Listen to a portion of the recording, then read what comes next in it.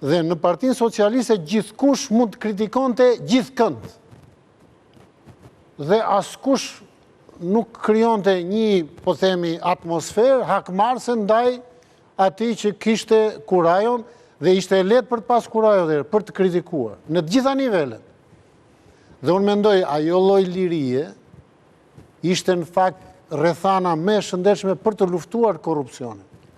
Në momentin që pushtetet përqendrohen dhe nuk ka më liri demokratike brenda partisë, atëherë mundësia për korrupsion është shumë e madhe, sepse nuk ka fuqi antarësia partisë që të reagojë, të kritikojë dhe të rrëzojë atë që nuk e meriton. Nga ana tjetër, me KPD-n e famshme. Nga ana tjetër, aty zjeshin se kemi qenë aty. Demokracia institucionale, domethënë në çdo hap që hidhe respektohesh statuti brenda partisë ose ligji dhe kushtetuta në çështjet e qeverisjes. Okej, duhet ta përfshi Martini. Martin, ndërkohë që bisedojmë, nuk e di a e keti këtë ndjesin, po kam një nostalgji shumë të fortë si gazetar flas. Për kohën. Sepse ishte ne uleshim, flisnim, shkëmbenim, merrnim informacione, takonim, le të themi takonim grupe, individ, çdo gjë ishte, jeta politike ishte kaq interesante për ne si gazetar, saqë domethënë ishte padyshim dhe për këtë ka nostalgji duke pasur parasysh bardhëzinë cilën jetojmë sot, ëh. Sot është një bardhëzi padyshim. Bilen e herë është gjithmonë zi. Jo dhe kështu dhe gazetaria nëpërmjet këtij lloj komunikimi ndërhynte në politikë. Dhe jo në kuptimin negativ të fjalës. Dikon në kuptimin pozitiv të fjalës. Edhe opinioni kishte vlerë. Opinion njerëzor, jo pa opinion, po kishte vlerë opinioni, sot për fat keq. Kishte vlerë opinioni në atë kohë kur realisht kishte shumë më pak mediume. Ndërkohë sot nuk ka asnjë vlerë edhe pse ka shumë mediume dhe çdo shqiptar është gazetar. Tani gjithë problemi qëndron në faktin që Fatos Nano, ose koha, në të cilën ai bëri politik në Partinë Socialiste, me thënë drejtën, ose teknologjia politike e Fatos Nano është një master manual për të studiuar dhe për të vlerësuar, dhe me këtë duhet të them që po të llogarisim atë kohë të cilën e perifrazove aq bukur, me kohën e sotme, ose me Partinë Socialiste të sotme, jam i sigurt dhe mund të them që shumica e Partisë Socialiste të sotme, përfshirë edhe udhëheqjen e vet, një pjesë, nuk e meriton emrin dhe këtë lloj trashëgimie, nuk e meritonin dhe nuk e meritojnë Fatos Nanon, sepse për gjithë sa tham, partia duhet të hapet, duhet të ketë struktura që të dëgjojnë dhe të dëgjojnë. Dalim të që ta Petro, që nuk ishte vlerë qeveria, kishte vlerë partia. Partia Socialiste nuk duhet të merrte modelin e partisë ku vendos vetëm një, ku përjashton të gjithë të tjerët, ku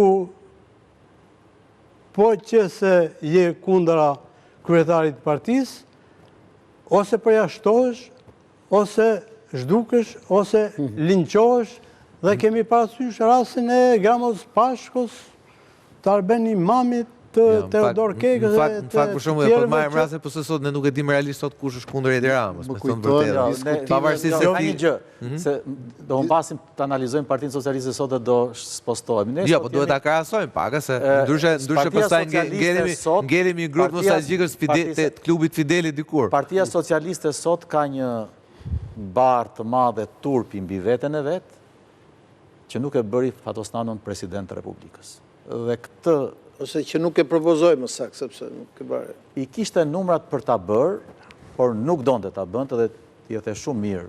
Në 2007-ën, kur që rasti Ruzjot Marmirtovi, në 2012-ën, unë kam qënë në atë grupin e negociatave që bënte Fatosi me Ilir Metën dhe kam qenë në një tavolinë ku është diskutuar kjo gjë. Dhe kur ishte i bindur që të bëjë president. Dhe kur ishte i bindur që të bëjë president. 2012 kishte i bindur që të bëjë Për të Ka qenë i bindur edhe Edi Rama. Për të qenë korrekt, në atë takim, megjithëse Ilir Meta kishte 4 deputet gjithsej LSI-ja, Ilir Meta i ka thënë Fatos Nanos që 4 votat e mia nuk të bëjnë dot president.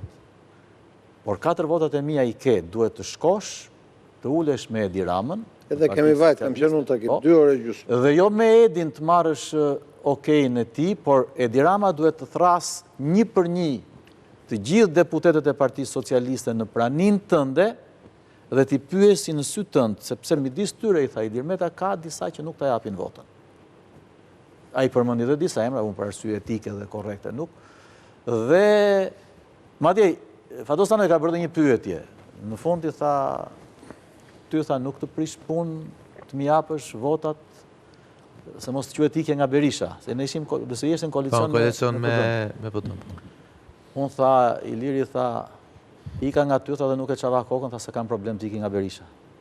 Me gjitha të, Ilir, me që ti ke punuar pranë ti dhe kur ishte kryeministër, si politikan, besoj që folëm gjatë.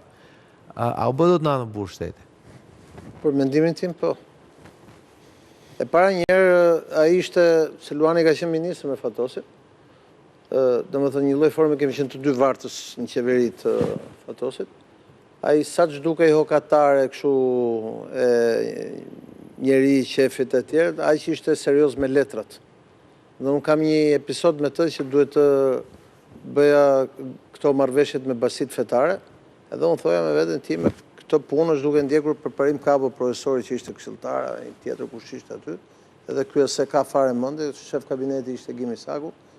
Kam shkuar aty 1 orë gjys, ai kishte lexuar të gjitha me detaje, më thoshte kjo jo kështu, kjo jo kështu, kjo kështu, dhe unë ngela dhe pash një njerëz që për te imazhit, për te gallatave etj etj, në raport me letrat ishte absolut, dhe kjo është arsye pse kur iku nga kryeministri dhe erdhi Berisha i la një shtet të dorëzuar me dosje me letra dhe s'ka për të ndodhur më në Shqipëri nga kjo pikpamje.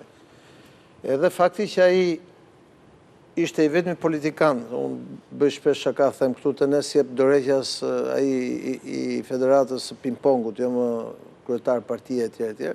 Kam një histori tjetër me federatën e këtyre plumbave të postave, që është edhe më spektakolare se kaq. Po ta thej privatisht. Dakor. Edhe jemi në pikën që ai është njeriu që kaq burr shteti ishte, sa që institucionet e dorëheqjes e bëri donte ta kthente në një efekt kulturor me shqiptarët që nuk ngjitet, prandaj them unë që ishte i parakohshëm.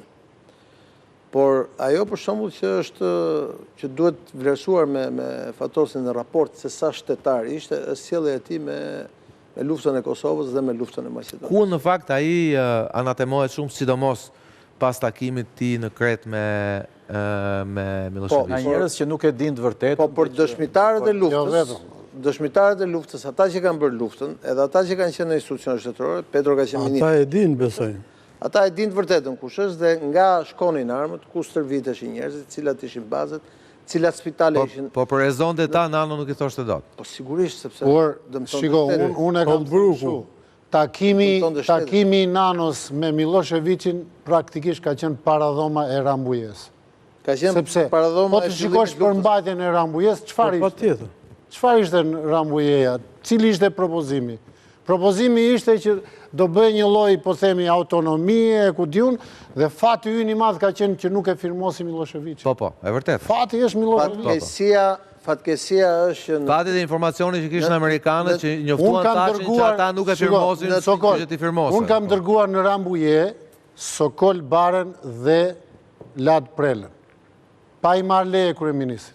Bari ishte këshilltari i sigurisë kombëtare, apo shefi Shikut? Barja ishte tek kryeministri, ishte këshilltari i Pandit. Po Petro ishte ministri. Unë e kam nisur pa i marrë leje kryeministit, e kam nisur delegacion sepse këta kërkonte UÇK-ja. Kërkonte Lad Prelen për politikë të jashtme dhe donte Baren për ekspertizë për çështjet policore. I kam nisur, kanë vajtur atje, kanë qenë aty në Rambuje ata, me stafin e UÇK-s. në bashkëpunim me shërbimin informativ kombëtar. Po e gjithë kjo ishte... Fatkesia është që me gjithë kontributin e madh që ai ka dhënë, jo rastësisht në 2 ditë përpara në varrimi, ishte, ti numëroj unë të gjithë po deshe, ishte Daud Haradinaj me 5 veta, ishte Uk Rugova me familjen, i shoqëruar edhe nga... Ali Ahmeti që la zgjedhje dhe erdhi. Jo, ishte Ali Ahmeti, po ishte dhe Izet Mexhiti. Pra, ishte dhe ana tjetër, se nuk është vetëm, ishte Aliu erdhi me Bujarin, ishte Albini, ishte Vlora Qitaku, ishte ai njeri që ka qenë njeriu kryesor i UÇK-s në raport me mjekësinë këtu, Shaip Muja, ishte Ramiz Ladrov, Xhavit Haliti që ka qenë. Xhaviti ishte i shtëpisë, ishte me familje. Zega ishte i shtëpisë. Xhaviti ishte i familjes, me një rol të veçantë në raportet me UÇK-n. Në këtë sens ishte i shtëpisë, pra. Dhe unë jam i bindur që po të kishte qenë edhe Hashimi dhe Kadriu gjallë janë, po të ishin të lirë. Gjallë politikisht. Po të ishin në lirit. Ata janë të izoluar, janë njerëz të mbajt peng, domethënë prandaj e them këtë. Ata do të ishin aty në callë. Çështja është që Fatos Nano ishte një njeri që shikonte, ta thash edhe pak më parë, përtej asaj që shikojnë njerëzit. Pa marrë parasysh dhe kostot, ose normalisht pas atij takimi me Miloševićin ai mori një kost. Mori kosto për shkak të ligësisë, për shkak të ligësisë. Ishte edhe vetoni. Ishte edhe veton Surroj. Fatosi mori kosto për shkak të ligësisë së luftës politike që bëi tek ne dhe në Kosovë, sepse që eksportojnë nga ne në Kosovë. Miloševićin ka shkuar e ka takuar zyrtarisht në Beograd, jo kur u mor peng, por më përpara edhe Rugova. Me Femia Ganin, Jo, Miloševićin vajte takoj dhe Holbrooku për atë punë. Jo, po flas nga aktorët shqiptarë. Pra, vajti Rugova, vajti në një delegacion me Femia Ganin dhe me këtë Mahmud Bakallin, dhe nuk i tha njeri tradhtara për shite Kosovë. Normal që do të takonin Miloševićin. Se Miloševići doli si plumbi paqes nga Daytoni, mos harrojmë kush ishte Miloševići në 95. Kush shikon dhe kush e thrisë tradhtar pastaj. Ka një veçori. Pastaj kjo ishte drama. Por ka një element që harrohet qëllimisht. Unë kam pas biseduar shpesh me Fatosin këtë gjë, që Fatosi para se të shkonte në takim me Miloševićin, është konsultuar drejt për drejt me Bujar Bukoshin, dhe mua më ka thënë dhe Bujar Bukoshi, tani nuk jetojnë të dy. Pra nuk ka qenë një unilaterale, unë po hy dhe po bëj. Pastaj nuk ka pas protagonizëm. Po ishte dhe linja amerikane. Sigurisht më ishte imponuar se ishte linja amerikane e kohës. U investua shumë nga diplomacia amerikane që të bëjë takim, por Fatosi kishte edhe një veçori tjetër. Edhe vazhdon e njëjta linjë. Dhe sot amerikanët Edi Ramës vllai Miloševićit. Jo, po vllai të Vučićit. Ajo është linja amerikane. Duan që dy kombet fillojnë të komunikojnë. Për ta vazhduar atë që tha Iliri, Fatosi kishte një veçanti tjetër që në takimet me autoritetet shtetërore, në takime ndërkombëtare, bënte një përfaqësim ekselent. Dhe kur flas ekselent nuk e kam të në kuptimin e gjuhëve, por të ideve, të qëndrimit që mbante. Unë kam qenë për shembull në 97, në shtator-tetor 97-s, në delegacionin e Shqipërisë në OKB, ishte Fatos Nano kryeministër, Kastrioti Islami zëvendës kryeministër, Pascal Milo ishte ministri i jashtëm. Ishte në 2002-shin. Në 97. Jo, Kastrioti Islami ka qenë ministri i jashtëm në 2003. Ishte zëvendës kryeministër. Jo, ishte Pascal Milo ministri. Kastrioti zëvendës kryeministër, Pascali ministri i jashtëm, ishte Gramos Pashko si këshilltari Nanos, Gim Nesho ambasadori jonë. Dhe në momentin kur është hyrë në takimin që do bënte me Albrightin, në atë rezidencën ku vendose delegacioni Amerikan në OKB. Katin e tyre, se kanë katin e tyre. Kanë një kat atje. Dhe pas kortezisht, duke ullur në tavolin, në krahë të zonjës Albright ishte një volum i madh dosje, shkresash. Dhe ajo pasi është ullur, siç ndodh zakonisht në kortezin diplomatike që ullet pritësi, dhe ajo e thotë, zoti Nano, shpresoj thotë që këto fakte që vinë nga Shqipëria, që ju keni rikthyer gjithë sigurimin e shtetit në punë, thotë mos janë të vërteta. Dhe Fatosi pa ullur, ende mirë në karrige, fap është çuar në këmbë dhe ka thënë, zonja Albright ka thënë, unë kam ardhur këtu të qëndroj marrëveshjeve që kemi rënë dakord bashkë për të punuar për këto. Po nëse do të ndërtojmë bisedën tani mbi fiction, mbi fantazia po mbi sajesa, e ndërpresim takimin që këtu, thotë, unë këthem dhe iki. Sokol, të nisa me WhatsApp, po mund e qoja regjist, letrën e urimit që Fatos Nano i qonë atyre Hashim Thaqit dhe drejtuesve të PDK-s, sa po është formu PDK-ja pas luftës. Në kupton, Sokol, jo tha, dhe Nano ndërkohë shifte nga Mariza Lino çfarë ka ndodhur. Ato ishin një mal me letra, fakse që shkonin nga Shqipëria, dihet nga është bërë kjo me akuza pafund. Pra ishte shumë dinjitoz dhe... Kështu është manipuluar informacioni, sidomos në Kosovë. Dhe shumë me integritet. Qytetari digital. Unë kam qenë për shumë, do shkonim në Itali, delegacion, Fatosi kështë edhe një parim tjetër. Nuk merrte ministra për të qenë në delegacion. Do shkonte si kryeministër naftoi Berlusconi. Po, keni qenë dhe ju. Por në qeveri Fatosi caktonte për shembull ministër, cili ministër krijon takim me homologun e vet, vjen në delegacion. Kush nuk bën dot takim me homologun që të jem në delegacion? Mos vi për zbukurim. Nuk vi. Dhe me Berlusconin, me Schröderin, me Jospin ka qenë në takime brillante dhe me ide politike, me vizion politik, që e bënin atë një aktor të rëndësishëm për imazhin e Shqipërisë në atë kontekst dhe në atë realitet që ishte. Nga pikpamja e riteve tona nesër bëhen shtatat dhe sigurisht, po nga pikpamja politike mund të flasim, Petro, dhe të themi sigurisht në respekt të individit në anë, por në respekt të politikanit në anë. Nuk ishte një politikan perfekt. Nuk ishte një kryeministër i përsosur. Iliri thot ishte mbështeti, shumë beda e kontestojnë. Cili ishte mëkati i Fatos Nano? Jo, më gjej një të përsosur. Asnjë. Në rregull. Po flasim për një person i cili po e diskutojmë që ka bërë një histori caktuar apo jo. Ore, shqyqyr Zotit nuk qe perfekt. Shqyqyr Zotit nuk qe perfekt. Ishte i vërtet, ishte real, ishte njerëzor. S'mund t'jetë perfekt njeri. Dhe bëre një pyetje që parë Ilirit, a ishte burr shteti Fatos Nano? Se shumë të javën në dyshim. Ishte plotësisht burr shteti, vetëm një gjë i mungoj atij dhe Shqipërisë, që ai të paktën një mandat duhet të ishte bërë president Republikës. Ke një drejt. Dhe ti... Nuk ishte nga ta, Petro, të preshë... Jo, ai nuk ishte nga ta burrat e shtetit që vret për që mbush shteti.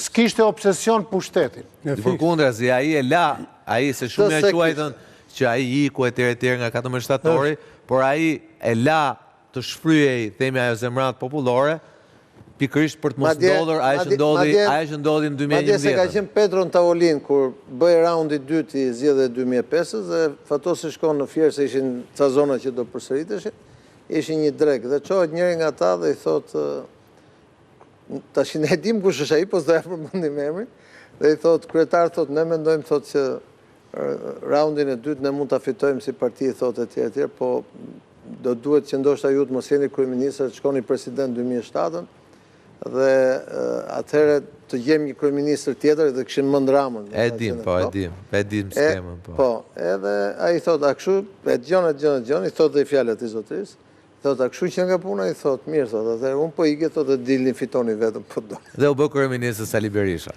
Jo, po këta që thonin e fitojnë vetëm, nuk fituan ama. Nuk fituan, e vërtetë. Martin, fjala fundit për ty, me që keni qenë dhe shok burgu. Po, në vim të asaj që tha Iliri, ma ka pasën ku e kam bërë edhe një pyetje të tillë për disa figura që zoti përmëvonte, edhe me ka dhënë përgjigjen e thjeshtë. Politika nuk është arenë gladiatorësh, ku njeri duhet të vdes patjetër. E para dhe dyta është ajo që ai u bëj famshëm përveç të tjerave edhe mbeti në histori edhe duke ikur. E ke thënë shumë bukur, më lejo të ta komplimentoj statusin ndoshta të parët që